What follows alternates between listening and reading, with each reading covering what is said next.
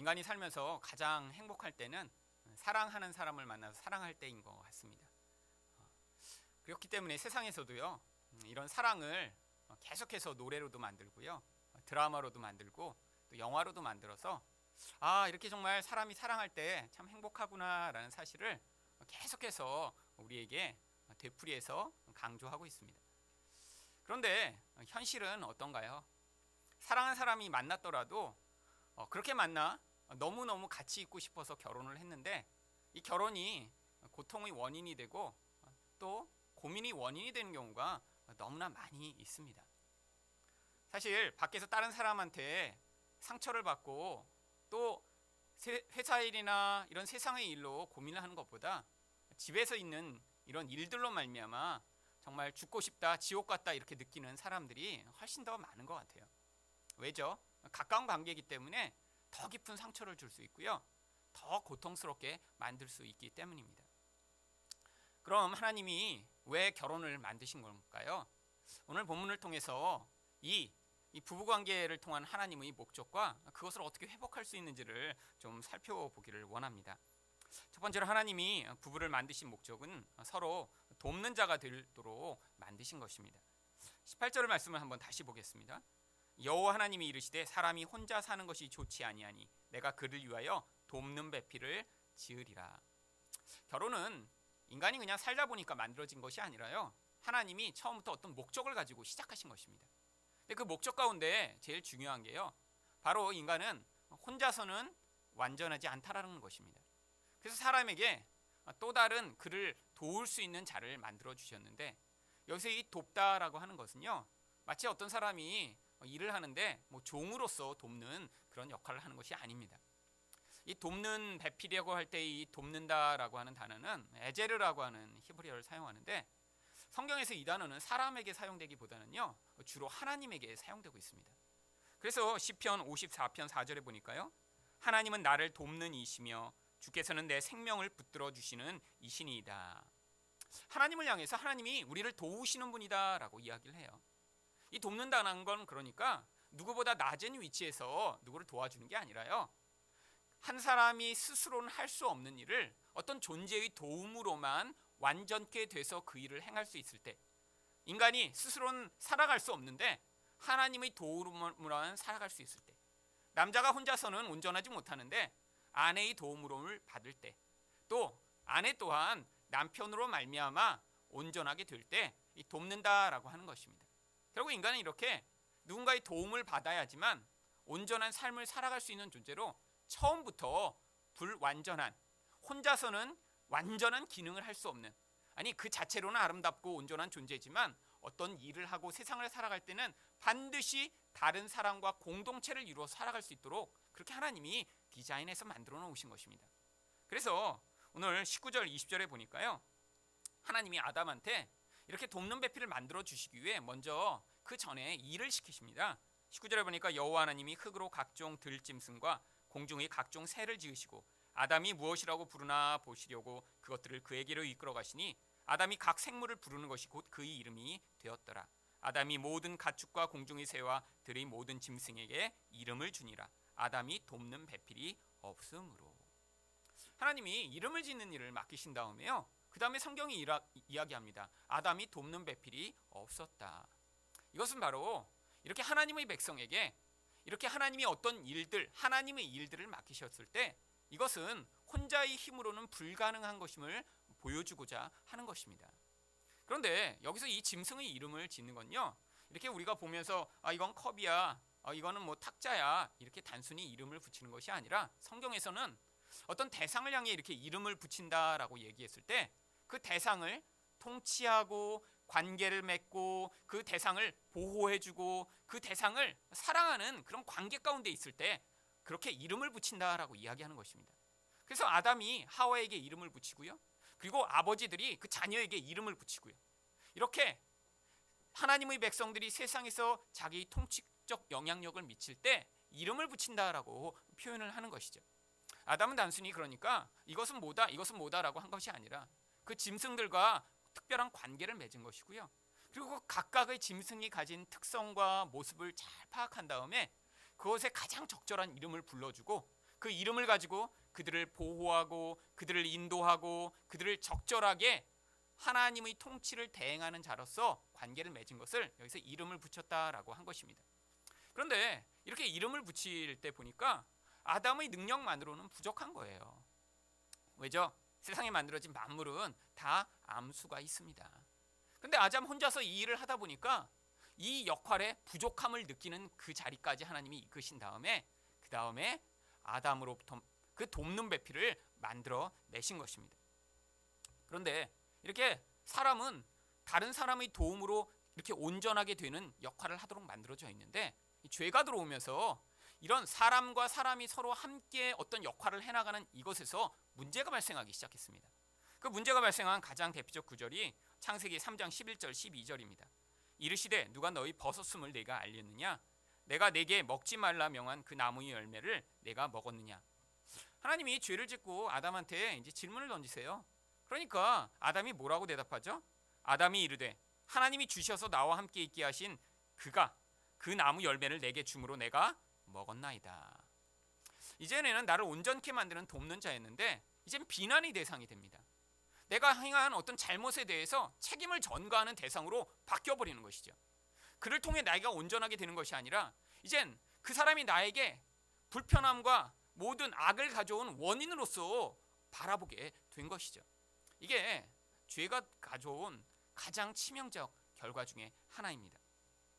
결국 사람이 이렇게 같이 살아 서로를 온전케 만들어야 되는데 이제는 이 죄가 들어오면서 말미암아 사람이 같이 가깝게 있게 되면요 서로를 파괴하는 영향력을 미치게 된 것이죠. 그런데 여러분 누군가 누구를 온전히 도우려면요 자기 중심적 죄성이 없어야지만 가능합니다. 누군가를 도와준다고 하는데 그 도와준다는 그 이면에 내가 저 사람을 이용해서 무엇인가를 하고 싶다라는 이런 욕망이 존재하면요 이 도움 자체가 진짜 중요한 도움이나 의미 있는 도움이 되지 못합니다. 이런 도움을 다 뭐라고 하죠? 영어로는 manipulation이라고 하고요. 한국말로는 조종, 이용한다라고 하는 것입니다. 호의를 베푸는데 그 호의가 그 안에 자기 이익을 위한 목적 때문에 호의를 베푸는 것이죠. 여러분 부부관계도 이렇게 변질돼 버리고 말았습니다. 이게 죄가 미친 아주 심각한 영향력이에요. 여러분 결혼을 할 때 배우자를 어떤 기준으로 대부분 찾나요? 여자들은 이렇게 자기만을 사랑해줄 그런 남자, 또 경제적으로도 자기를 넉넉하게 채워줄 수 있는 그런 남자를 대부분 찾습니다. 왜 그런 남자를 찾죠? 나의 어떤 부분을 그 남자로 말미암아 채움받고자 하는 거죠. 남자들은 어떻게 여자를 찾습니까? 자기를 존경해주고 인정해줄 만한 그런 여자, 또 자기의 어떤 성적 욕구를 채워줄 만한 그런 여자들을 자기 배우자로 찾습니다. 그러니까요 사실 남자나 여자나 배우자를 찾을 때부터 내가 그 사람을 돕고 그 사람을 세워주고 그 사람을 풍성케 할 그런 대상으로 찾는 게 아니라 나에게 유익이 되냐 안 되냐를 목적으로 배우자를 찾기 시작하는 거예요. 여러분 이렇게 교회에 있어도요 마찬가지입니다. 아직 결혼을 못하고 있는 이런 많은 자매들, 많은 형제들, 교회에 아직도 나이가 들었는데 이렇게 아직 배우자를 찾지 못한 사람들도요 사실 이런 기준으로 배우자를 찾다가 보면 자꾸 시간이 늦어지는 거예요. 여러분 내가 그 사람을 도와줘서 저 사람이 온전케 될 사람을 찾으면 사실 훨씬 많을지도 모릅니다. 그런데 배우자를 찾을 때 나에게 유익이 되는 기준으로 자꾸 사람을 판단하다 보니까 이 사람은 나한테 유익이 안 될 것 같아, 저 정도는 갖추고 있어야지 라는 기준으로 사람을 바라보면서 거기에 문제가 발생하는 것이죠. 그런데 그나마 그래도 결혼을 한 사람들은 대충 결혼하기 전에 저 사람이 나를 채워줄 것 같다라는 어느 정도의 기대가 만족되니까 결정을 하고 결혼을 한 것이죠. 그런데 결혼을 하니까 정말 그렇게 상대방이 각자의 필요를 채워주던가요? 그게 안 됩니다. 여자들은요 그렇게 남편이 자기만을 사랑해주고 자기 이야기만을 들어주고 자기에게 모든 것을 집중해주고 해줄 줄 알았는데 남편이 와서 정말 게으른 남편을 발견하게 될 때마다 정말 리모컨을 집어 던지고 싶은 그런 욕구에 많이 시달리죠. 그래서 이런 책이 있더라고요. 아예 게으른 남편 이런 책이 있는데 부제가 너만 쉬고 싶니 이 나쁜 남편 놈아.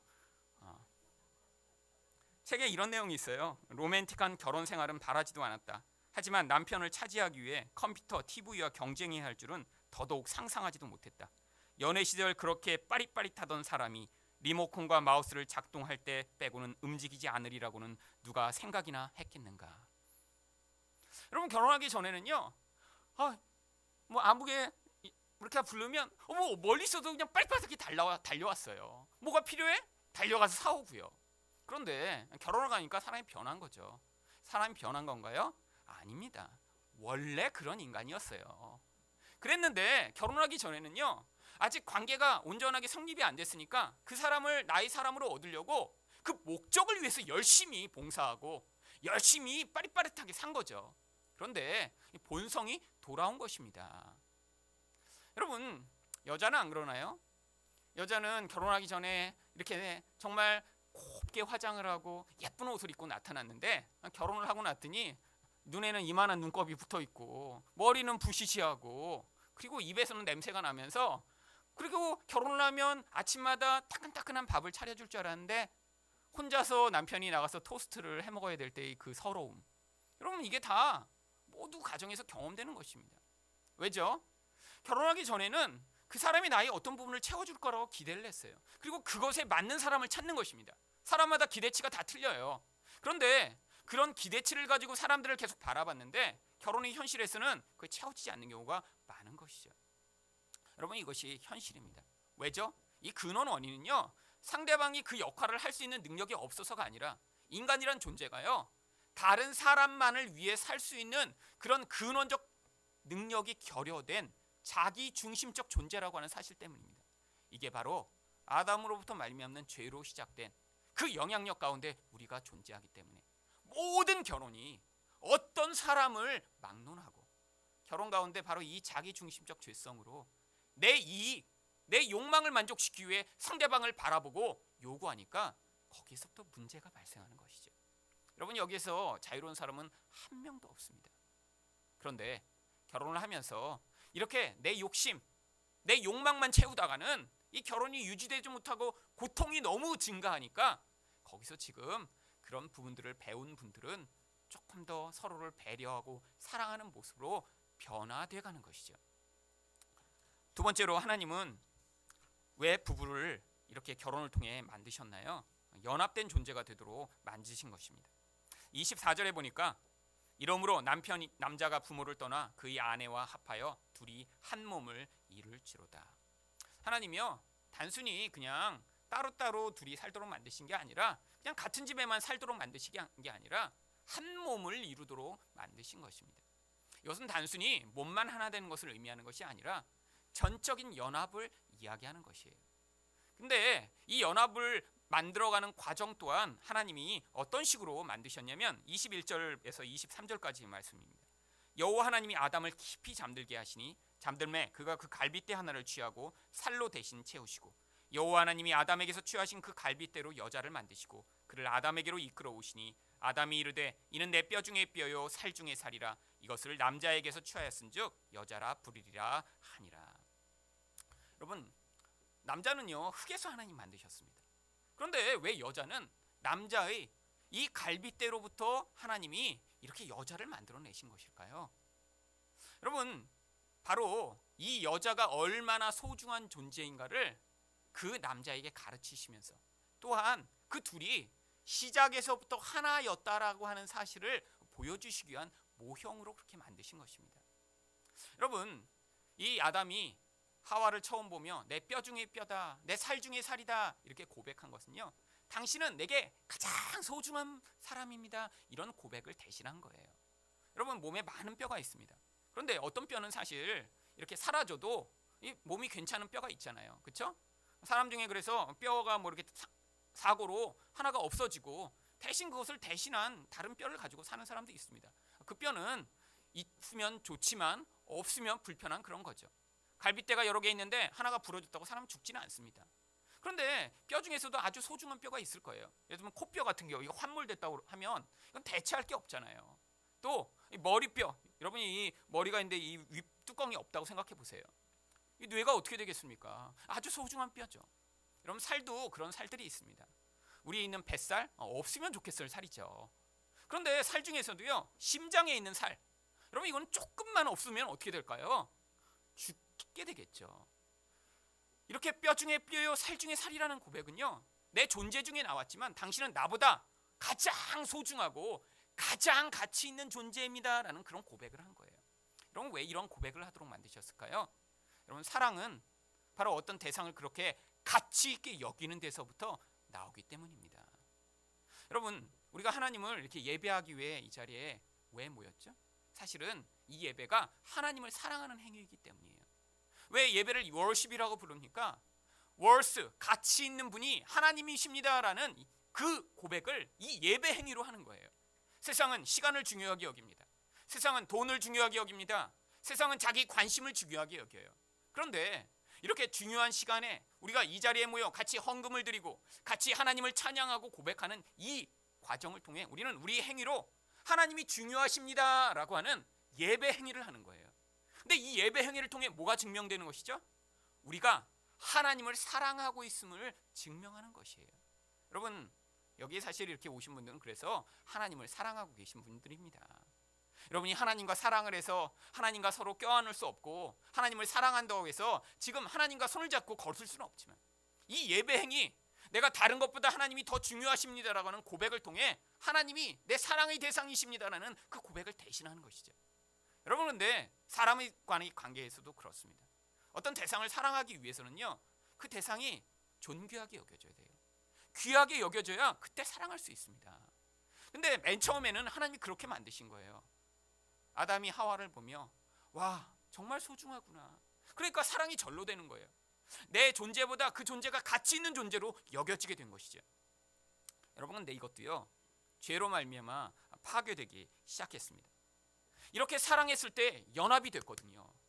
이렇게 어떤 대상을 온전히 사랑하고 그 대상을 향한 온전한 가치를 부여했을 때 그 대상을 더 깊이 사랑하고 싶고 더 가치 있고 싶었는데 죄가 들어오면서 인간이요, 하나님처럼 되고자 했습니다.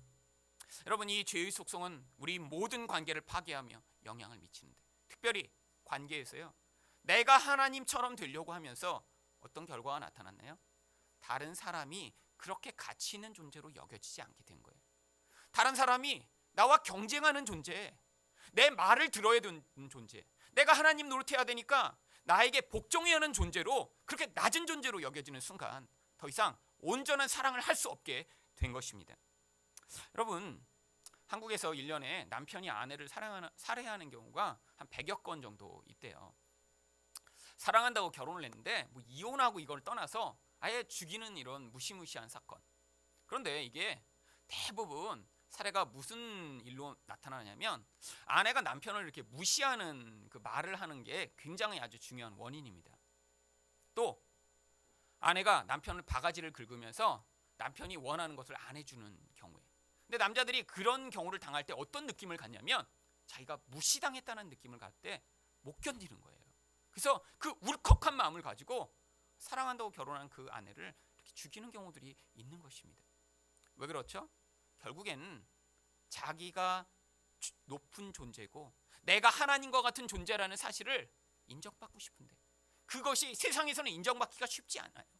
여러분, 세상에 나가시니까 사람들이 당신은 높은 분이십니다. 당신은 하나님과 같습니다. 당신은 최고입니다. 여러분, 세상에서 그런 인정들을 받고 사시나요?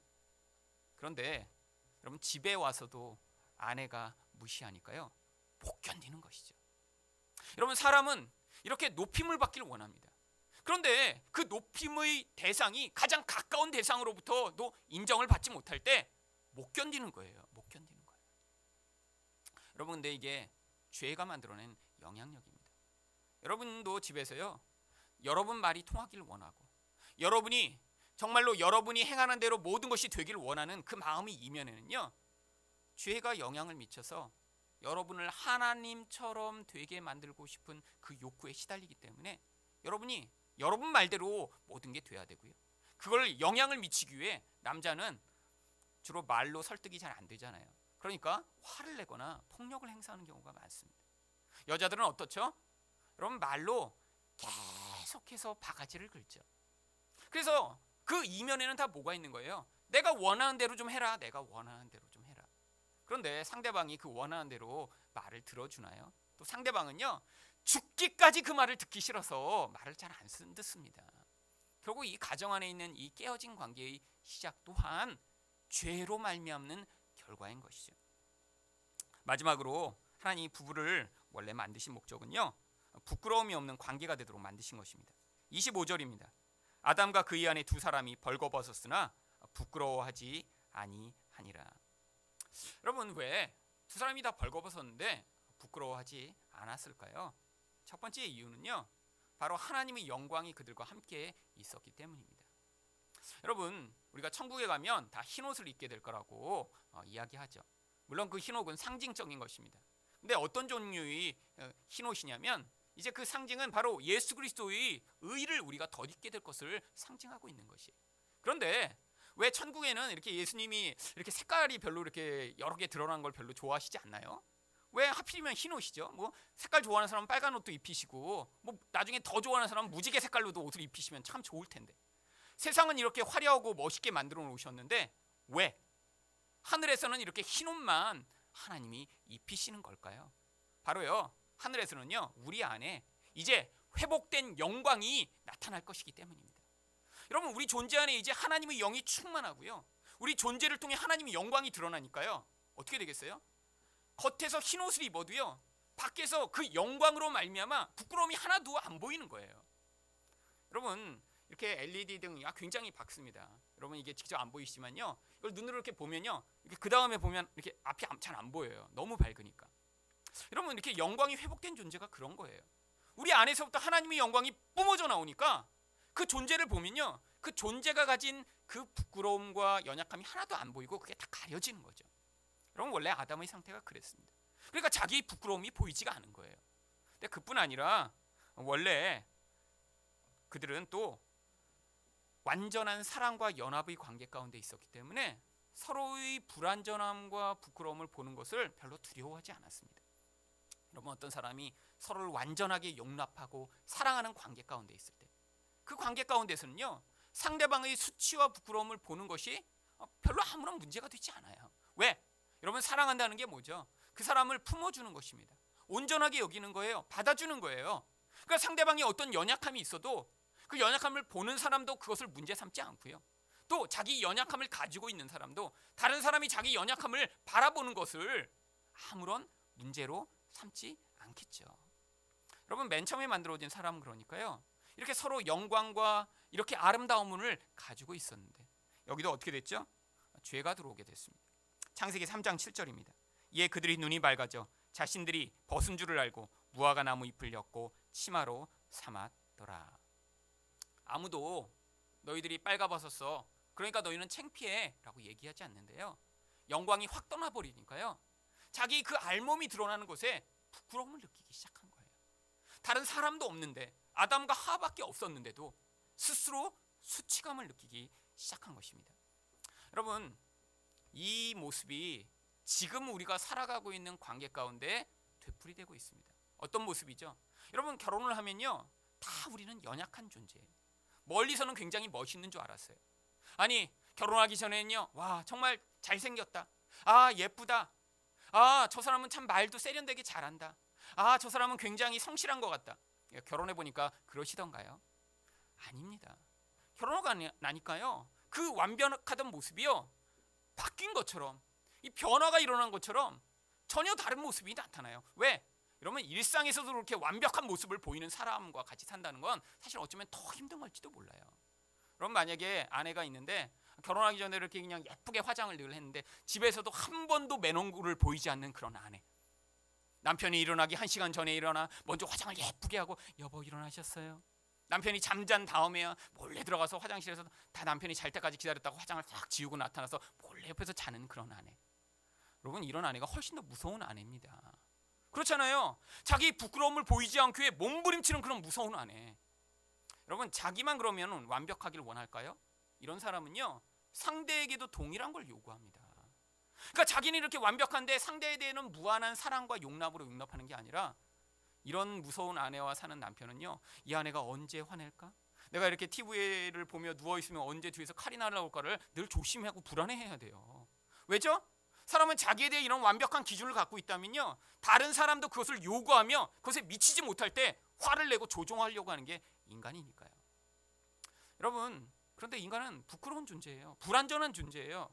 그래서요, 가정을 이루면요, 그 가정 안에서 남에게는 이야기하지 못하는 가정마다의 비밀이 다 있습니다. 없는 가정 없어요. 여러분, 모든 가정이요 똑같아요.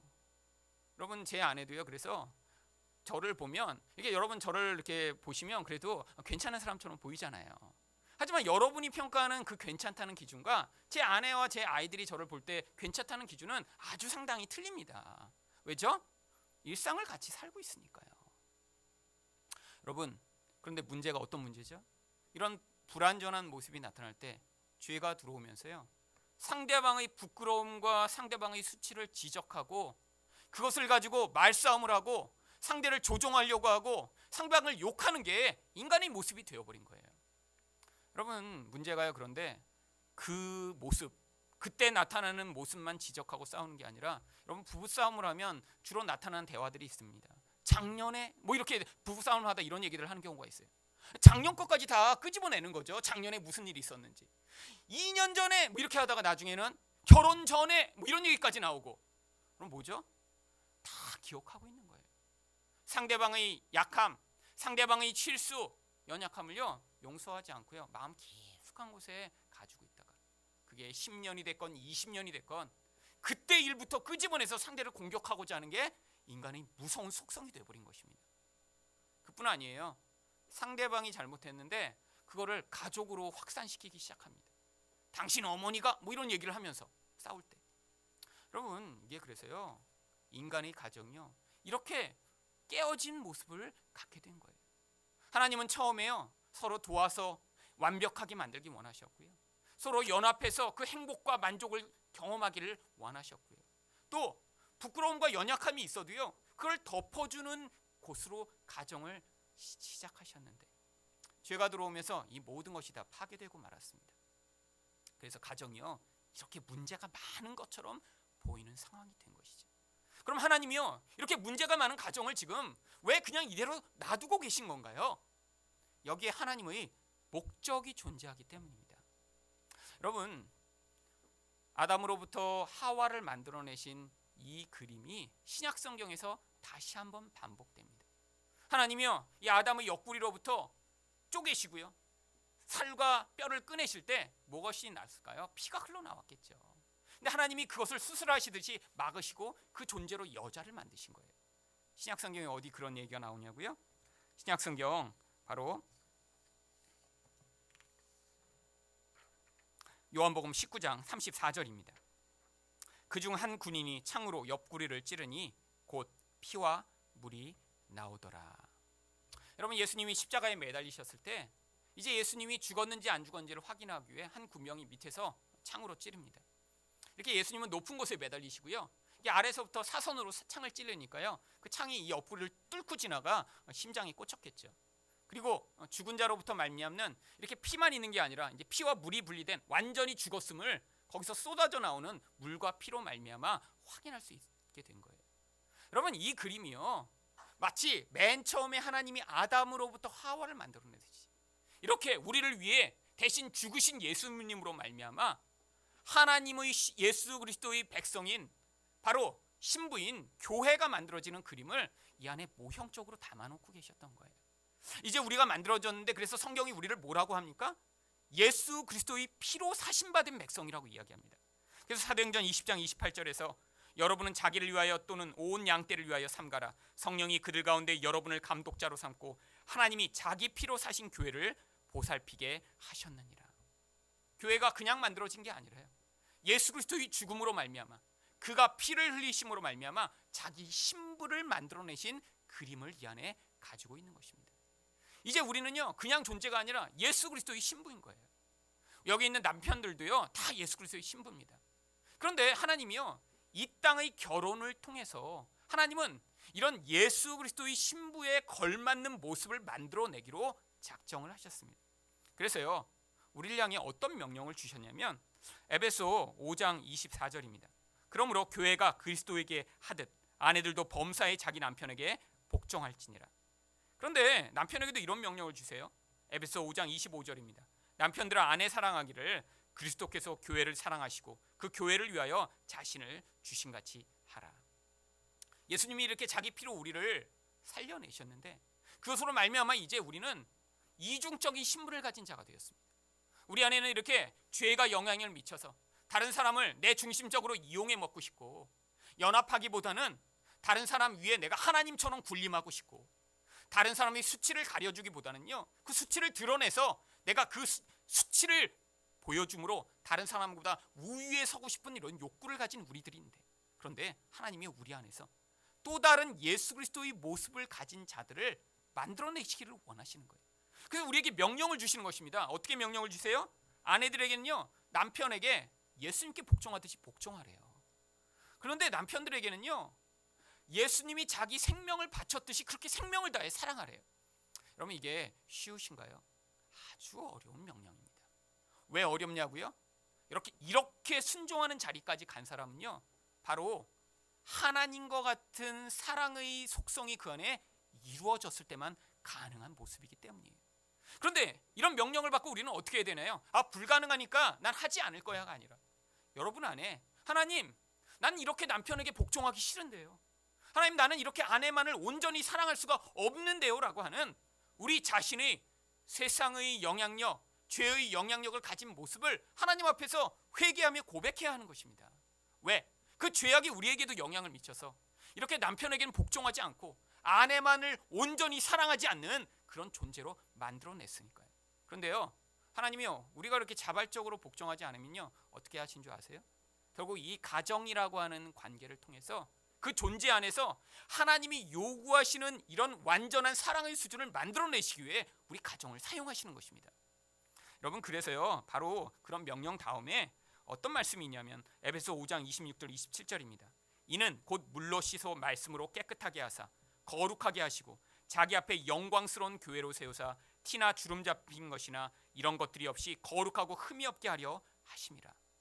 아니, 남편에게 아내 사랑하라고 명령하셨고 아내한테는 남편에게 온전히 복종하라고 명령하셨는데, 이것으로 말미암아 뭘 하시려고 하신다고요? 흠이 없는 영광스러운 교회를 만들어내시고자 하나님이 하신다고요. 그러니까요, 지금 이 가정에 이렇게 복종하기 싫은 남편, 또 온전히 사랑할 수 없는 아내가 주어진 게요, 사람을 잘못 만난 것이 아닙니다. 하나님이요, 여러분을 흠없고 티 없는 자 만들어내시기 위해 여러분의 가정을 지금 그런 과정 가운데로 인도하고 계신 거예요.